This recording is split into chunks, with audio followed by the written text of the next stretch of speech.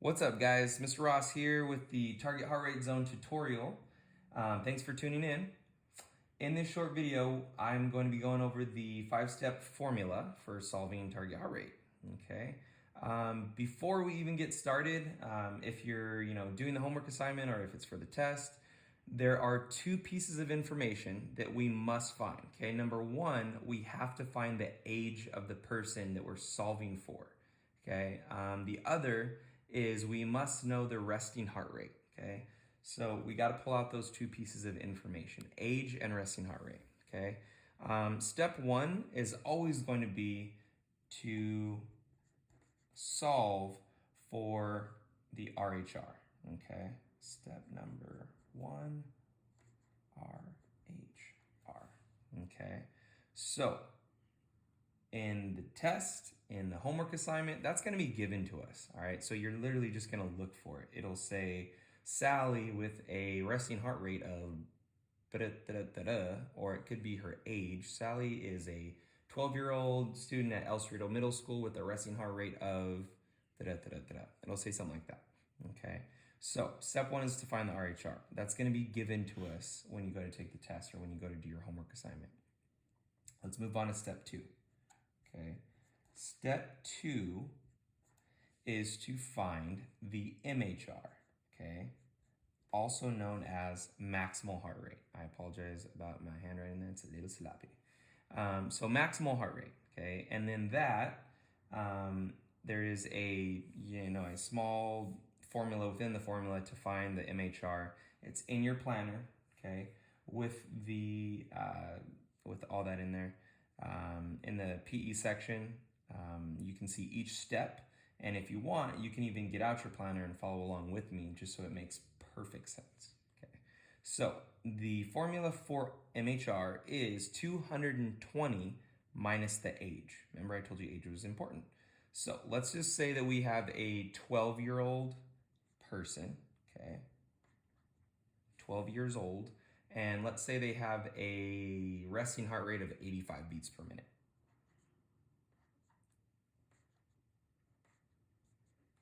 Okay. So we got that little nugget of information right here that we're going to need.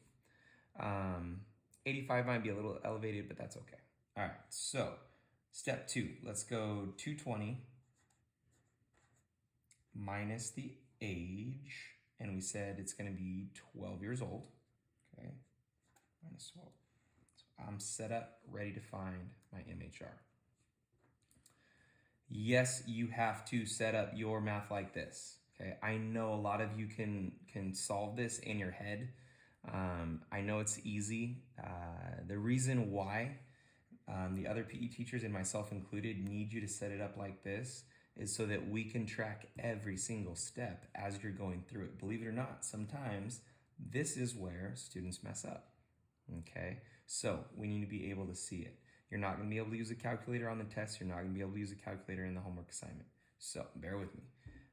When we're doing this, we're going to take 2 from 0, right? Can't do it. So we're going to borrow from the 2. We're going to make this a 1, okay? We're going to cross out the 0 just to make it cleaner, and we're going to turn it into a 10. Now we're ready to solve, okay? So 10 minus 2 is going to give us 8. 1 minus 1 is going to be 0. And then we're just going to bring down the 2. So we got 208. So our MHR is going to be 208. Okay, so we could even put that right here. 208. Booyah. Okay, step number 3 is to solve for N.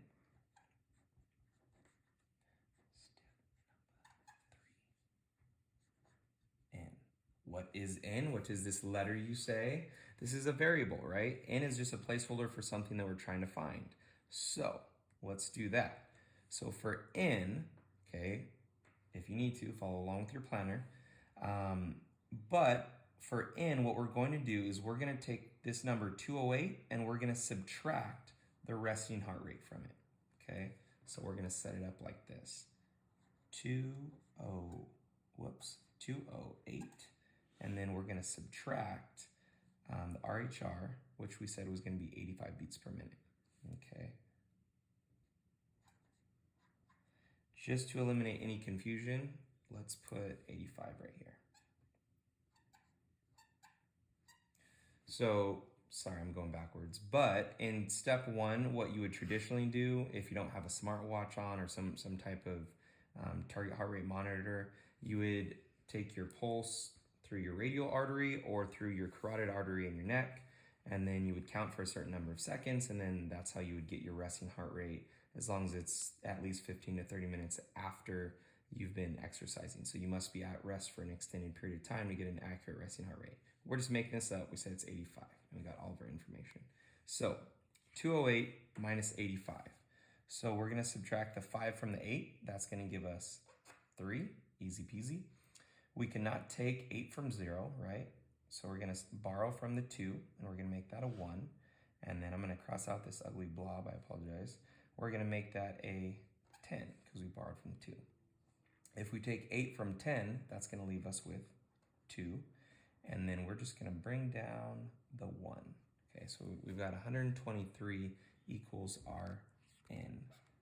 Okay, 123. Okay. Whoops. All right, now for step 4,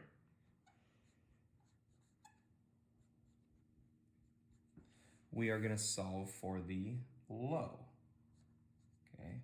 Now, when I say low, I'm referring to the lower end of the target heart rate zone. Oops, close that. All right, and then let's not get confused with any of this stuff here. Okay. Okay, so when we're solving for the low, we're gonna need n, which we just found, 123. And then we're gonna multiply by the smaller decimal, which is 0.6. Okay. So I'm going to put that right down here. I'm going to put 123 right here, and then I'm going to multiply it by 0.6. Okay, so we're going to take 6 times 3. It's going to give us 18. Okay, 6 times 2 is going to give us 12, plus the 1 is going to give us 13. Again, we carry that 1 over, bring down a 3. 6 times 1 is going to give us 6, plus 1 is going to give us 7.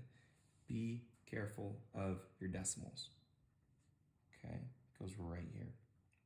All right, now we're not done. Okay, we have not actually solved the lower end of the target heart rate zone yet, because there's still another step here. We have to add back in our resting heart rate.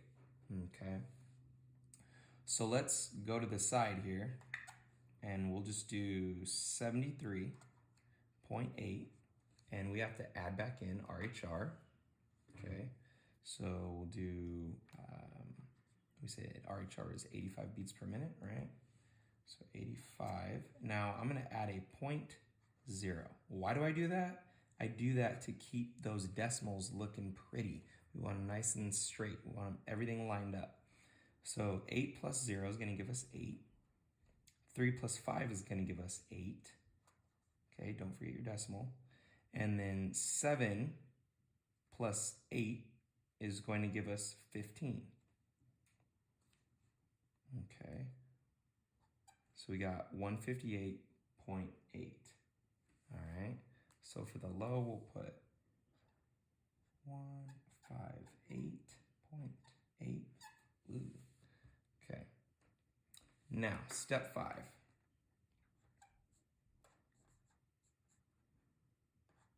Solve for the high, and by high I mean the higher end of the target heart rate zone.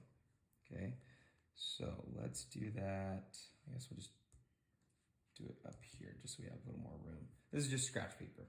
Okay, so let's take our n again, which we said was 123. So I'm going to do 123, and we're going to multiply it by 0.8. Okay, so 8 times 3 is going to be 24. Kobe. Okay, and then 8 times 2 is going to give us 16, plus 2 is going to give us 18.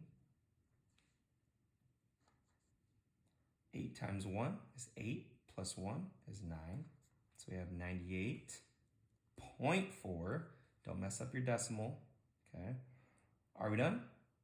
No, we're not done. We still have to add back in our resting heart rate, okay, which we said was 85 beats per minute, okay? So we're gonna take our 98.4 and we're gonna add back in our 85.0. Okay, 4 and 0, 4. Put your decimal in there. 5 plus 8 is going to give us 13. Okay.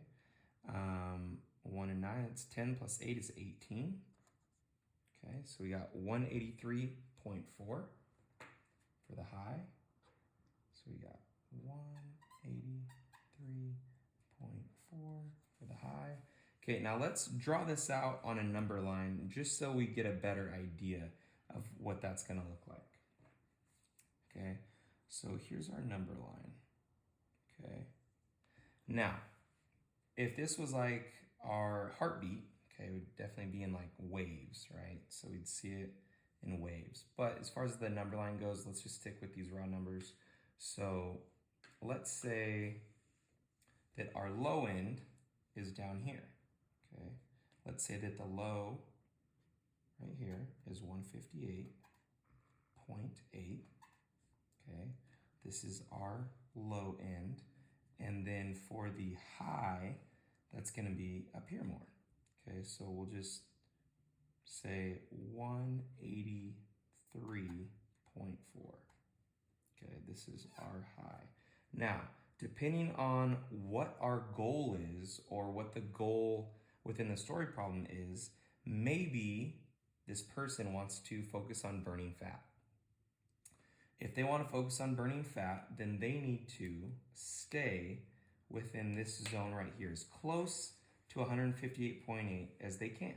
Because in this section, the fuel source that your body's going to use is going to be fat. So you're going to burn more fat. Now, is it possible to maintain a heartbeat of 158.8 beats per minute for 30, 40, 60 minutes or longer? No, it's not. Okay, so the goal is to stay within this range. You might drop down to 150 or 155 or 156, 157. You might go up to 160, 162, 165. But you're trying your best to stay right in this area right here. Okay, now, maybe the goal is to improve your cardiovascular system. Maybe you're trying to get it so that you can get your body to where you can run longer for faster, or faster for a longer period of time, I should say. Okay, then you want to stick closer to this, 183.4 beats per minute. I should have those labeled, I'm sorry. So, if you're trying to work on your sprinting game, or maybe you're a soccer player, maybe you need to improve your endurance for wrestling, or I don't know, the list goes on, right? Then you, same thing, same concept, you want to stick to this 183.4 beats per minute as much as possible. You could drop down to like 179 beats per minute or 180 beats per minute. It's not right on that number, but that's where you want to try to stay. It could be slightly over, slightly under, but that's the target heart rate zone. Okay, so we'll say THRZ. Okay, this is the target heart rate zone that this 12-year-old with a resting heart rate of 85 beats per minute should stay in. And then, depending on what that 12-year-old's goal is, we would focus more on the lower end or the higher end. If this 12-year-old is just training within this zone, period, end of story, they'll have a great workout. They're just not going to be focusing on a specific goal. Okay, so that's the target heart rate zone with Mr. Ross. If you have any questions, feel free to reach out to me. You can reach me at joshua.ross@cnusd.k12.ca.us, or you can leave me a comment in the comment section of our Google Classroom page. Thank you very much, and I hope you enjoyed the video.